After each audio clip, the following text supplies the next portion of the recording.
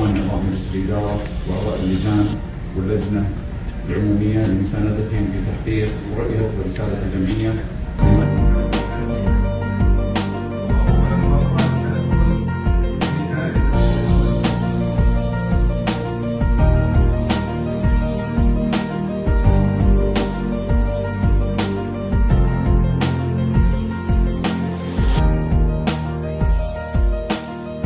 سنة 1 عام 2020 في العام الليلي عام 2021 بدأنا بالمشاركة في جوائز التمييز، وبدأنا بجائزة التمييز في العمل الخيري.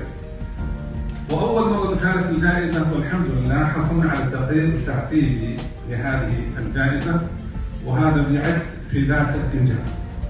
حصلنا هذه الفرص التحسينية عملنا عليها، بدأنا أيضا دخلنا بجائزة الملك خالد، وأيضا حصلنا على التقرير التعقيبي وفرص التحسين وعملنا عليها.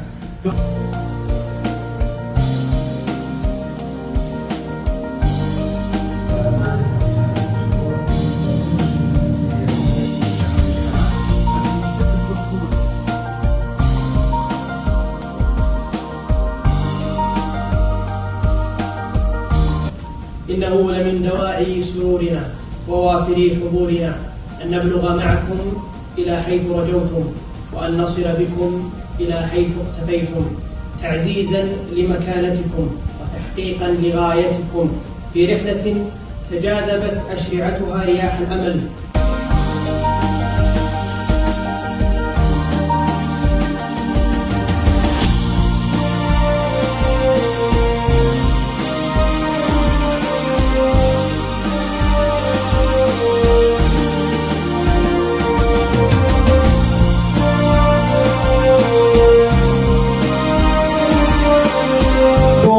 نجني ثمار هذا التأسيس، نجني ثمار الجهود التي عملت لتأسيس هذه الجمعية. فشكرا لكل من ساهم في هذه الجمعية، ولكل من ساهم في تأسيس هذه الجمعية، وكل من ساهم في مسيرة هذه الجمعية. اليوم نرى هذا التميز، اليوم حفل التميز، هذا التميز لا شك أنه بجهود ومثابرة من أعضاء مجلس الإدارة ومن الإدارة التنفيذية ومن المخلصين.